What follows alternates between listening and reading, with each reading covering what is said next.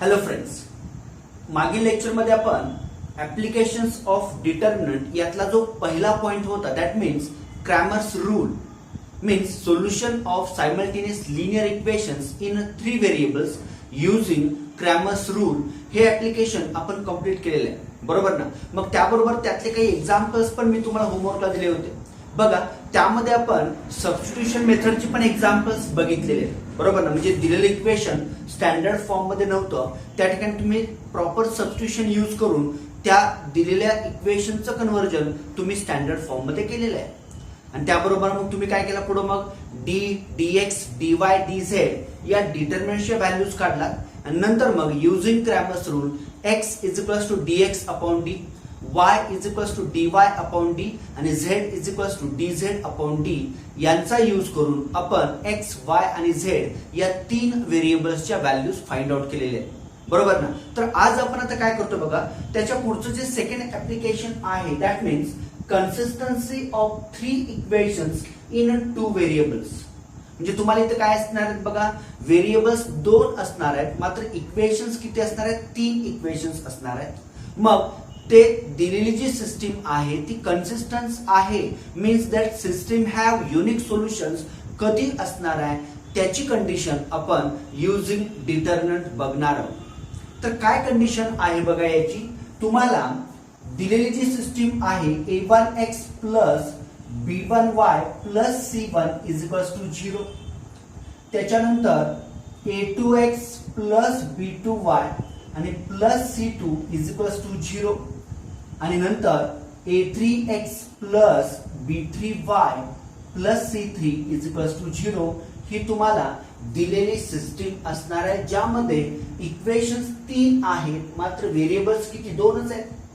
कोणते 2 व्हेरिएबल्स आहेत, x आणि y, बरोबर ना. म्हणजे तो व्हेरिएबल 2 आणि इक्वेशन्स 3 असतील तर या सिस्टीमला युनिक सोल्युशन कधी असणार आहे, किंवा समजा मी कुठलेही 2 इक्वेशन सॉल्व्ह केले आणि त्याचं येणार सोल्युशन एक्स वाय चं जे काही सोल्युशन असणार आहे ते थर्ड इक्वेशन पण सॅटिस्फाय कधी होईल, त्यासाठीची कंडिशन आपल्याला या ठिकाणी बघायची आहे using determinant.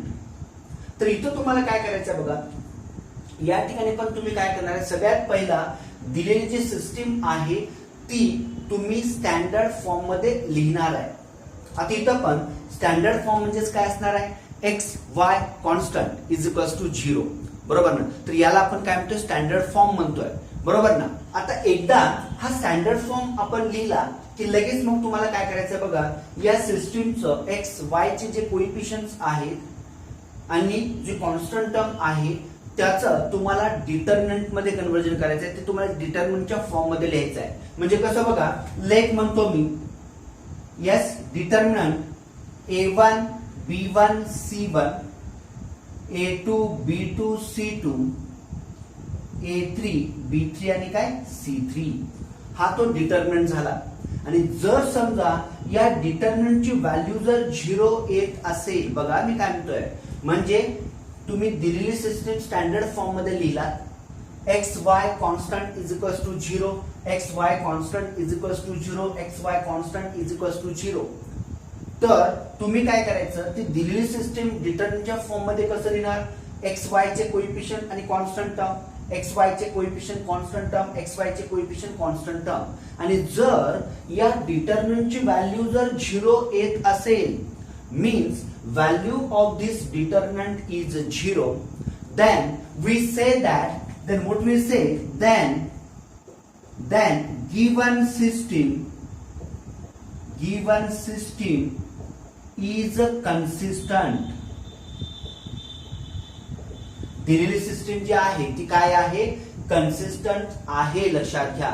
Means this system have unique solutions, किंवा त्या सिस्टीमला सोल्युशन्स एक्झिस्ट होतात. लक्षात घ्या, जर सिस्टीमला सोल्युशन्स एक्झिस्ट होत असतील तर त्याला आपण कन्सिस्टंट म्हणतोय, आणि जर एक्झिस्ट होत नसतील तर त्याला आपण इनकन्सिस्टंट असं म्हणतोय, मीन्स नो सोल्युशन्स, बरोबर ना. तर बघा, मग दिलेल्या डिटर्मिनंटची व्हॅल्यू 0 आली तर आपण ती सिस्टीम काय म्हणतो, that system is consistent, or that equations 3 equations are consistent.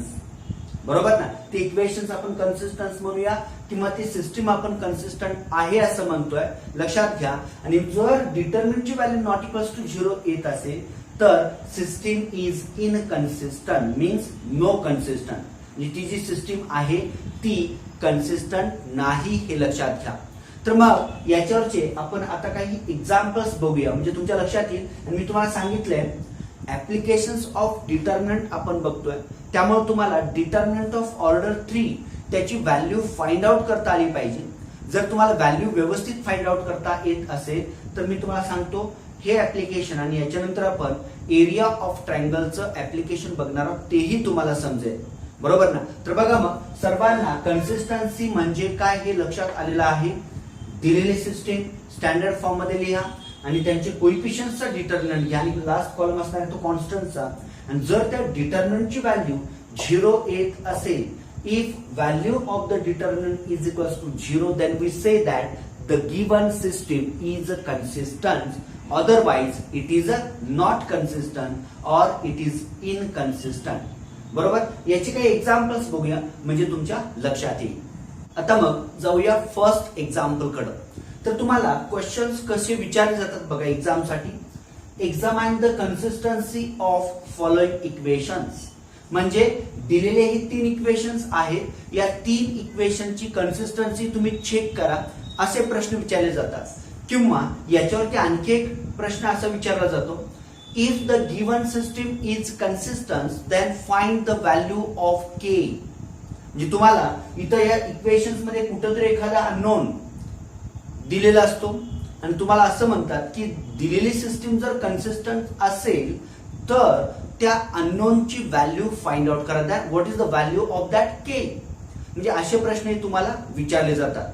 तर बघा अगोदर सुरुवातीला या टाइपचे क्वेश्चन्स बघूया आणि नंतर मग आपण अननोन्स फाइंड आउट करायचे एक्झाम्पल्स, त्याचे क्वेश्चन्स आपण बघूया.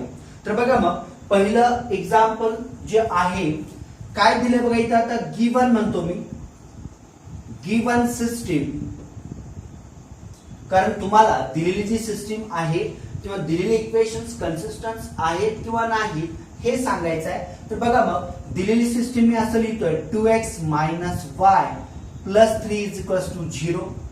त्याच्यानंतर 3x plus y minus 2 is equals to 0.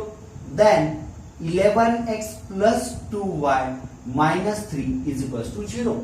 This is the given system of equations.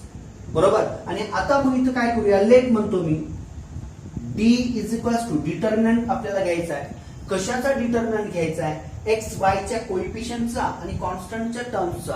आपल्या सगळ्याचं मिळून एक डिटर्मिनंट घ्यायचा आहे आणि त्या डिटर्मिनंटची फक्त आणि फक्त तुम्हाला व्हॅल्यू फाइंड आउट करायची बाळांनो.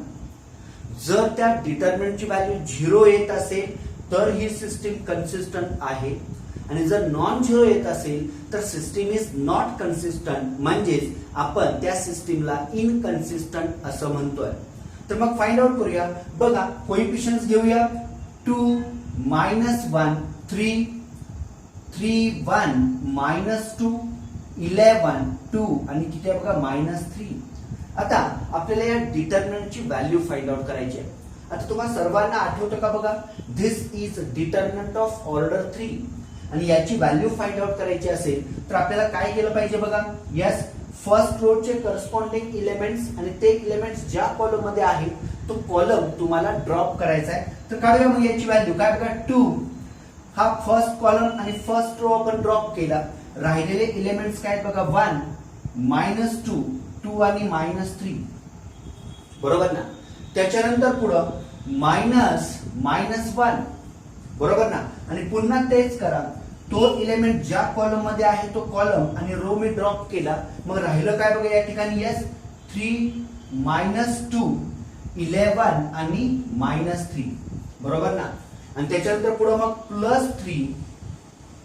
पुन्हा तेच करा. कॉलम आणि रो ड्रॉप करा. काय राहतं बघा 3 1 11 आणि 2. लक्षात आलं का बघा सर्वांना. इथं काय केलं आपण, या डिटर्मिनंटची फक्त व्हॅल्यू फाइंड आउट करायची आहे. बरोबर. आता सिम्प्लिफाय करूया. बघा काय काय येते या ठिकाणी. यस, 2 into इथं काय करतोय आपण मेन डायगोनलच्या एलिमेंटचा प्रोडक्ट मायनस सब डायगोनलच्या एलिमेंटचा product. So do that 1 into -3 -3 minus म्हणजे 2 into 2 दॅट इज -4. लक्षात आलं का बघा. पुढं मायनस मायनस प्लस 1 होईल. पुन्हा मेन डायगोनलच्या एलिमेंटचा प्रोडक्ट मायनस सब डायगोनल्सच्या एलिमेंटचा प्रोडक्ट घ्यायचा. किती येतं बघा -9 आणि -11 -2 -22. लक्षात आलं. आणि पुढं मग +3 बघा 3 2 6 -11. बरोबर. आणि आता हे सिम्प्लिफाय करूया. किती येतं बघा 2 मायनस मायनस प्लस म्हणजे -3 +4 +1 -9 मायनस मायनस +22 आणि पुढं +3 6 -11 दॅट मीन्स -5. सिम्प्लिफाय करूया.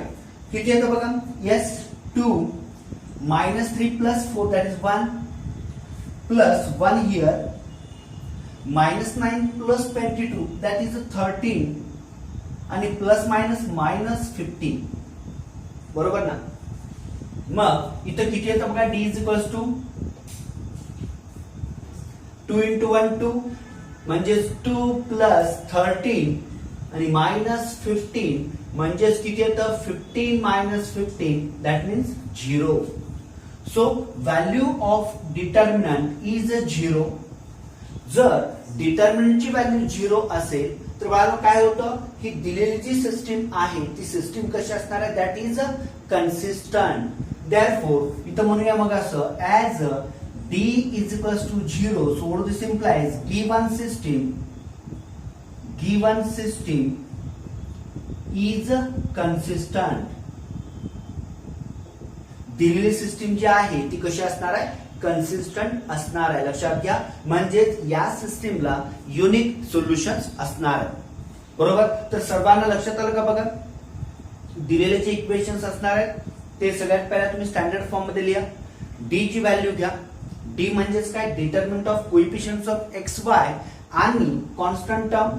कारण या ठिकाणी काय असणार आहे बघा व्हेरिएबल 2 असणार आहेत आणि इक्वेशन्स किती असणार आहेत 3 आहेत. बरोबर ना. त्यामुळे इथं तुम्हाला काय करायचं आहे 2 कॉलम्स व्हेरिएबलचे कोएफिशियंट्स असतील तर थर्ड कॉलम हा कॉन्स्टंट टर्मचा कॉलम असणार आहे. आणि मग त्याची व्हॅल्यू तुम्ही आपल्या रेग्युलर मेथडने फाइंड आउट करा. जर व्हॅल्यू 0 आली तर system consistent. Otherwise system is not consistent और इट इज इनकन्सिस्टंट. बरोबर. सर्वांना लक्षात आलं. आता असंच पुढचं एक्झाम्पल बघूया. आता सेकंड एक्झाम्पल इथं दिलेलं आहे बघा. इथं सुद्धा तुम्हाला दिलेली सिस्टीम आहे ती सिस्टीम कन्सिस्टंट आहे किंवा नाही हे सांगायचं आहे. बरोबर ना. आता सर्वांना लक्षात आलेलं आहे. दिलेली जी काही सिस्टीम असणार आहे ती सगळ्यात पहिला आपण स्टँडर्ड फॉर्म मध्ये लिहायची. त्याच्यावरून त्याचं डिटर्मिनंट घ्यायचा. बरोबर. आणि जर त्या डिटर्मिनंटची व्हॅल्यू जर 0 येत असेल तर आपण ती दिलेली सिस्टीम काय म्हणतोय कन्सिस्टंट आहे असं म्हणतोय. आणि जर डिटर्मिनंट नॉट इक्वल्स टू 0 आला तर that system is not consistent means inconsistent. बरोबर. आता बघा मग दिलेली ही जी सिस्टीम आहे ती आपण आता अगोदर स्टँडर्ड फॉर्म मध्ये लिहूया. काय होतं बघा इथं यस गिवन सिस्टीम.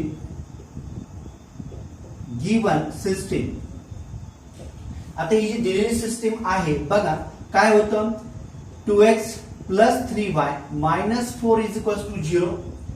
त्याच्यानंतर हा जो 3 आहे तो मी लेफ्टला ट्रान्सफर करतोय म्हणजेच काय येतं बघा x + 2y - 3 = 0 आणि हा -5 पण लेफ्टला मी ट्रान्सफर केला म्हणजेच किती येतं बघा 3x + 4y + 5 = 0. आता ही जी दिलेली सिस्टीम आहे या सिस्टीमचं कन्व्हर्जन आपल्याला काय करायचं आहे डिटर्मिनंटच्या फॉर्म मध्ये करायचं आहे. बरोबर. आणि जर तो डिटर्मिनंट 0 येत असेल तर consistent otherwise it is inconsistent. बरोबर ना. तर बघा मग इथं आता काय करूया let d is equals to write the determinant. Yes काय नाही बघा 2 3 -4 1 2 -3 3 4 आणि किती येतं बघा 5. आणि इथं मग आपल्याला या डिटर्मिनंटची व्हॅल्यू फाइंड आउट करायची आहे. आपल्या रेग्युलर मेथडनी डिटर्मिनंट ऑफ ऑर्डर 3 ची व्हॅल्यू फाइंड आउट करताना आपण काय करतो पहिला रो फिक्स त्याच्यातले करस्पॉन्डिंग एलिमेंट्स पहिला एलिमेंट दुसरा एलिमेंट तिसरा एलिमेंट ते एलिमेंट ज्या कॉलम मध्ये आहेत ते कॉलम पण आपण ड्रॉप करतोय आणि त्याची व्हॅल्यू आपण त्या ठिकाणी फाइंड आउट करतोय. तर करूया मग प्रोसिजर. बघा इथं काय येतं, हा 2 घेतला, कॉलम आणि रो ड्रॉप केला, 2 -3 4 आणि 5 बरोबर ना. त्याच्यानंतर पुढं -3 कॉलम आणि रो ड्रॉप केला, किती येतं बघा 1 -3 3 आणि 5 आणि त्याच्या पुढे मग प्लस मायनस इथं मायनस होणार -4 कॉलम आणि रो ड्रॉप केला बघा 1 2 3 4 बरोबर ना. आणि आता मग या ऑर्डर 2 च्या डिटर्मिनंटची व्हॅल्यू आपण इझिली फाइंड आउट करू शकतोय. तर मग फाइंड आउट करूया. किती येतं बघा मग हे 2 यस 2 5 आर 10 मायनस 4 इंटू -3 -12 बरोबर.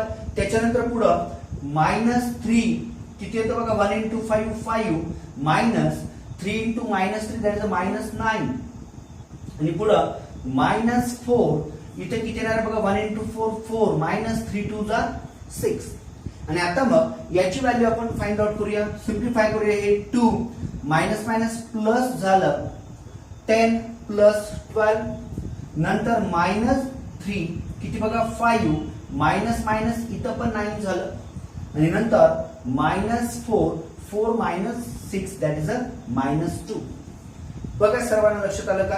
आता या व्हॅल्यूज आपल्याला सिम्प्लिफाय करायचे. सिम्प्लिफाय करूया. बघा किती होतं त्याच्या पुढं yes d is equals to 10 plus 12 that is 22 2 into 22 त्याच्यानंतर -3 5 प्लस 9 दॅट इज 14 आणि बघा मायनस मायनस प्लस किती येणार आहे बघा 8. लक्षात आलं का बघा सर्वांना. आणि आता मग ही व्हॅल्यू आपण सिम्प्लिफाय करूया. यस 22 2 जा 44 प्लस 8 करतो मी बरोबर आणि मायनस 14 3 जा किती येतं बघा व्हॉट इज व्हॅल्यू 14 3 जा 42 बरोबर ना. आणि मग सांगा मला आता इथे किती येणार आहे 44 मायनस 42 दॅट इज 2 आणि 2 प्लस 8 किती येणार आहे 10 आणि बघा दिस इज नॉट इक्वल्स टू 0 म्हणजे ही जी दिलेली सिस्टीम आहे त्या सिस्टीमच्या डिटर्मिनंटची व्हॅल्यू काय येते 10 येते म्हणजे नॉन झिरो आहे. आणि मग जर ही व्हॅल्यू नॉन झिरो येत असेल तर काय म्हणतो बघा आपण इथं as d not equals to 0. So what this implies given system is not consistent. Given system is not consistent म्हणजे that is system is what inconsistent. System जी आहे ती कशी आहे बघा इनकन्सिस्टंट आहे असं आपण म्हणतोय बरोबर ना. तर मला सांगा सर्वांना कन्सिस्टंट आणि इनकन्सिस्टंट हा कन्सेप्ट व्यवस्थित लक्षात आले का बघा.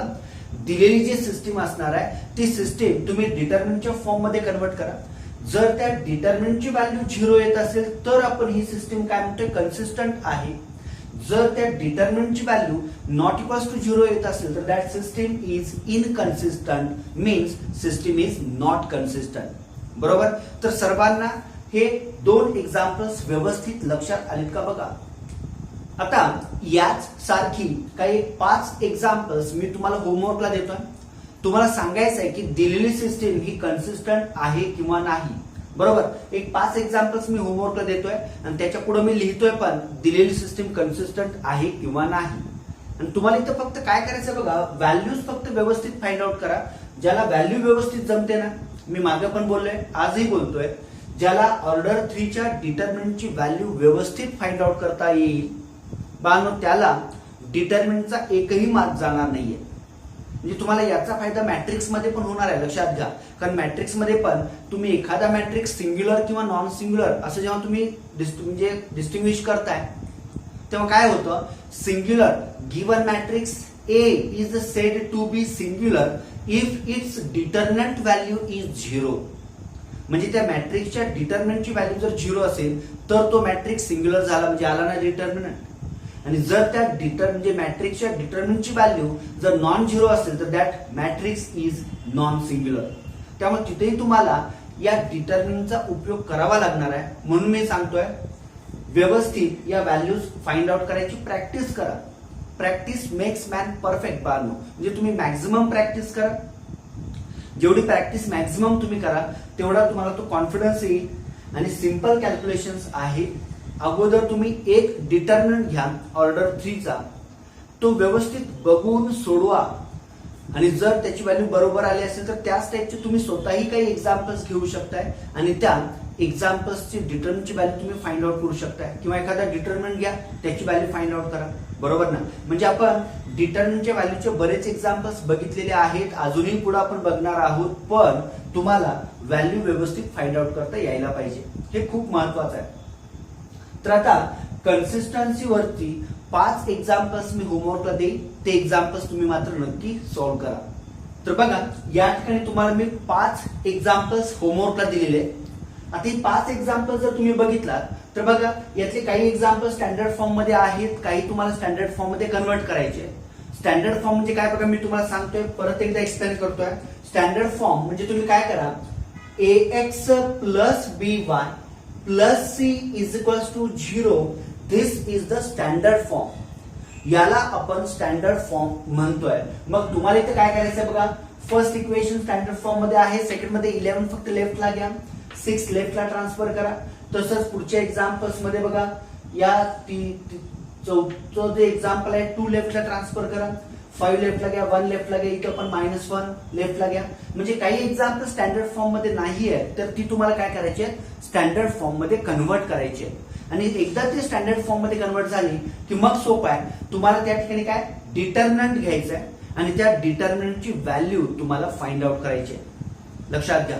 आणि जर व्हॅल्यू इज इक्वल्स टू 0 आली तर कन्सिस्टंट, आणि जर व्हॅल्यू नॉट इक्वल्स टू 0 आली तर नॉट कन्सिस्टंट, म्हणजेच काय इनकन्सिस्टंट असं म्हणतोय. तर बघा सर्वांना ही एक्झाम्पल्स दिसत आहेत. आता यामध्ये जिथे मी टिक केलेला आहे that means this system is consistent, this system also consistent, this is consistent, fourth system is also consistent, but the fifth system is inconsistent. म्हणजे काय, याच्या डिटर्मिनंटची व्हॅल्यू काय नॉट इक्वल्स टू 0 येते. बरोबर.